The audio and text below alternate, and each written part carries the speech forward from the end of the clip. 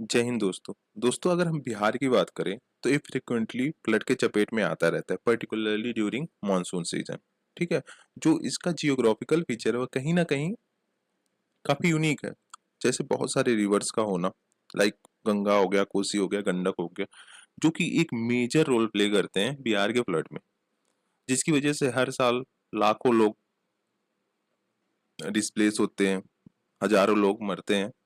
तो आज के इस वीडियो में हम देखेंगे बिहार फ्लड 2024 के बारे में। जो अभी फ्लड चल रहा है बिहार में, उसके बारे में जानेंगे। ठीक है, चलिए देखते हैं। ये बिहार झारखंड का, जी बिहार झारखंड का न्यूज आर्टिकल है। बाढ़ से घिरी हजारों की आबादी, पानी में डूबे घर, ना कोई देखने वाला ना कोई सुनने वाला। ठीक है, तो चलिए आगे बढ़ते हैं। अगर हम बिहार की सिचुएशन को प्रेजेंट टाइम में देखें तो कहीं ना कहीं बहुत ज्यादा स्थिति खराब है वहां पे। लगभग 1.46 मिलियन पीपुल अफेक्टेड है due to rising of water, और थाउजेंड ऑफ डिस्प्लेस्ड हो गए हैं।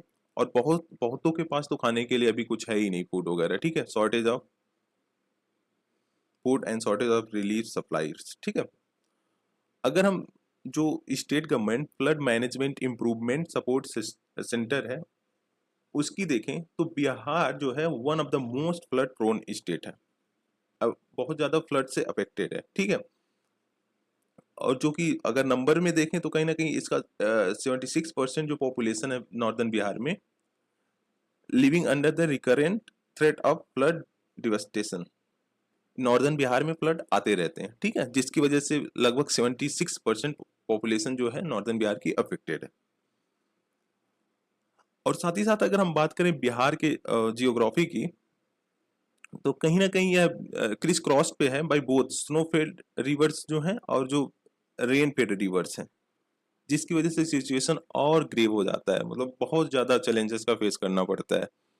ये देखिए, अगर ये लोकेशन देखे तो कहीं ना कहीं यहाँ सेंटर से ऐसे गंगा जाती है। ठीक है। और बहुत सारे यहाँ पे स्मॉल रिवर्स हैं जो कि ट्रिब्यूटरी है गंगा के, यहाँ से फ्लो होते हैं, यहाँ से ट्रिब्यूटरीज आती हैं, जिसकी वजह से और भी सिचुएशन ग्रेव हो जाता है। इसलिए इसलिए जो नॉर्दर्न है, जैसे पश्चिम चंपारण हो गया, पूर्व चंपारण, गोपालगंज हो गया, सिवान हो गया, सरान हो गया, ठीक है, मुजफ्फरपुर हो गया, सीतामढ़ी हो गया, ये सारे एरियाज, दरभंगा हो गया, ये सारे एरियाज मोस्टली अफेक्टेड होते हैं। ठीक है, एज कम्पेयर टू जो सदर्न है, जैसे नवेदा हो गया, गया हो गया, कहीं ना कहीं लेस अफेक्टेड है बाय द फ्लड। ठीक है। अगर हम क्लासिफिकेशन की बात करें फ्लड के, तो स्टेट डिजास्टर मैनेजमेंट अथॉरिटी जो है बिहार की, उसने 4 कैटेगरी में उसको डिवाइड किया है। ठीक है, पहला तो हो गया फ्लैश फ्लड, और दूसरा हो गया रिवर फ्लड, ड्रेनेज कंजेशन, ठीक है, और permanent water loss. Flash flood में क्या होता है कि जो वाटर लेवल है काफी रैपिडली इंक्रीज होता है ड्यू टू हैवी रेनफॉल। और रिवर फ्लड में क्या होता है, बेसिकली रिवर कैरिंग कैपेसिटी है वो काफी हाई हो जाता है, जिसकी वजह से फ्लड इधर उधर होने लग जाते हैं। ठीक है। Drainage congestion, poor drainage system की वजह से सारी चीजें होती हैं। मतलब जो रिवर वाटर का फ्लो है कहीं ना कहीं ब्लॉक हो गया, जिसकी वजह से ड्रेनेज कंजेशन की वजह से, जिसकी वजह से फ्लड हो रहा है। ठीक है। परमानेंट वाटर लॉस्ड एरिया, जैसे लेक हो गया, ये सारी एरियाज हो गए। ठीक है। अगर हम बात करें जो कॉजेज हैं फ्लड के बिहार में, तो जो ये 3 पॉइंट बताया,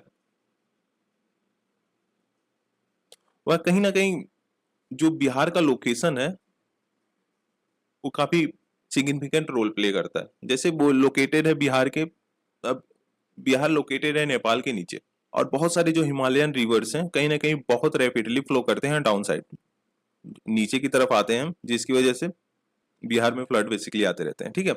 और जब हम हिमालयाज की बात करते हैं तो यह यंग माउंटेन रेंज है,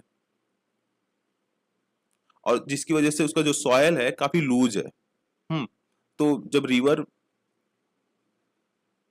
कोसी, गंडक, बूढ़ी गंडक, ठीक है, बागमती, कमला, बलान, ये सारे रिवर जब आते हैं तो बहुत सारे सेडिमेंट्स के साथ आते हैं। ठीक है।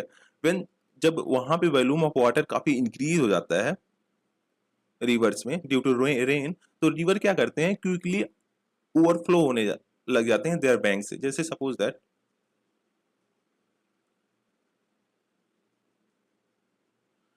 ये रिवर है, ठीक है, वाटर एक अगर नॉर्मल स्पीड से इसमें आ रहा है तो ठीक है, ऐसे आएगा अपने जो इसका वे है उस वे में फ्लो होगा। बट अगर ये रैपिडली इंक्रीज होता है वाटर तो कहीं ना कहीं इस सेडिमेंट्स के साथ साथ आएगा, ये सारी चीजें ब्लॉक भी करेगा, तो वाटर का फिर इधर फ्लो होगा इधर फ्लो होगा, जिसकी वजह से फ्लड का सिचुएशन क्रिएट होता है। ठीक है, अगर हम इस साल की बात करें, जो अभी नेपाल में फ्लड आया वो कहीं ना कहीं जो हैवी रेनफॉल हुआ आज इधर कुछ दिनों से, और साथ ही साथ जो नेपाल में फ्लड आए कहीं ना कहीं वह एक इम्पोर्टेंट रोल प्ले करते हैं उसमें। हाँ, जब नेपाल में फ्लड आया तो उसकी वजह से जो बैरेज बना हुआ था कोसी रिवर पे उसको खोल दिया गया, जिसकी वजह से काफी वाटर का फ्लो हुआ बिहार में। बिहार के जियोग्राफी की वजह से कहीं ना कहीं फ्लड इनएस्केपेबल हो जाता है। हालांकि सॉल्यूशन की बात बहुत दिनों से की जा रही है, डिकेड से, बट इसका अभी कोई प्रॉपर सॉल्यूशन नहीं निकाला गया है। ठीक है, और जो मोस्ट डिस्ट्रक्टिव रिवर है वो बिहार का, दैट इज कोसी रिवर, जो कि सारो ऑफ बिहार से भी जाना जाता है।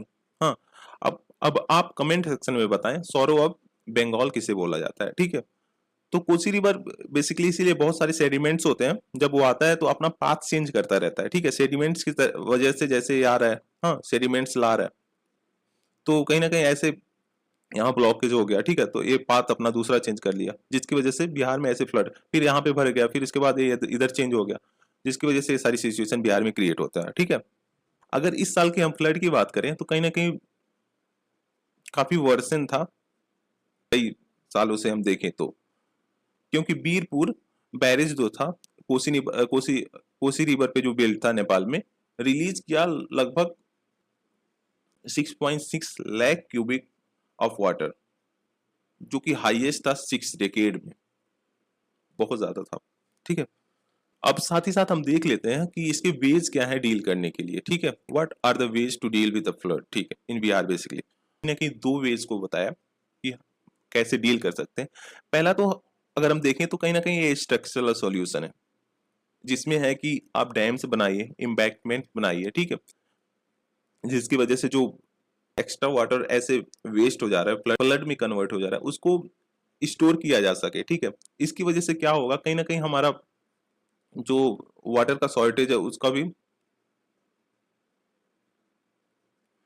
भी पूर्ति हो जाएगा। और साथ ही साथ जब ये हिमालय से रिवर निकलती है तो कहीं ना कहीं ये एक तरह से हाइड्रो इलेक्ट्रिसिटी जनरेशन में भी काम आ सकता है। ठीक है, और दूसरा सॉल्यूशन नॉन स्ट्रक्चरल सॉल्यूशन है, जिसमें क्या है बेसिकली कि लॉज लाइए, बहुत सारे ऐसे इंपॉर्टेंट लॉज लाइए जिसकी वजह से ये सारी चीजें डील किया जा सके। ठीक है, पॉलिसी बनाइए, रिस्क रिडक्शन जो मैकेनिज्म है उसको प्रॉपर वे में लाइए। ठीक है, मिटिगेशन के जो चीजें हैं किसी तरह से हम मिटिगेट कर सकते हो, वो सारी चीजों पे फोकस करिए। लॉज जैसे कि अभी पीछे देखा हमने कि एक इसका जो बिहार में जो फ्लड है उसका सॉल्यूशन कई डेकेड से ढूंढा जा रहा है। ठीक है, क्या उसका प्रॉपर सॉल्यूशन हो रहा है, बट अभी तक कोई ऐसा सॉल्यूशन, प्रॉपर सॉल्यूशन नहीं निकाला गया। ठीक है, और साथ ही साथ जब हम बात करें कि अदर क्या फैक्टर्स हैं जिससे हम बेसिकली डील तो नहीं कर सकते बट मिटिगेट कर सकते हैं चीजों को। ठीक है, तो उसमें है कि एडुकेट वार्निंग दिया जाए पीपल को। जैसे अभी जब बैरेज खुला कोसी रिवर पे जो था, तो उसके पहले एक वार्निंग देना चाहिए पीपल को, सो रिएक्शन टाइम होना चाहिए उस क्विक होना चाहिए, मतलब गवर्नमेंट की तरफ से रैपिड वे में रिएक्शन करना चाहिए, सो दैट जो लाइफ लॉस हो रहा है उसे भी प्रिवेंट किया जा सके। ठीक है, अवेयरनेस फैलाएं, ट्रेनिंग दे जो यूथ हैं, जो कि बिहार के यूथ हैं, उनको ट्रेनिंग दिया जाए, सो दैट जो फ्लड अभी आ रहा है तो जो ऐसे हैं जैसे हैंडीकैप्ड लोग हैं, बहुत सारे जो ऐसे हैं जो खुद का हेल्प नहीं कर सकते, उनका हेल्प करें। ठीक है, तो ये सारा न्यूज़ था। Thank you for watching, please do like share and subscribe. Thank you guys.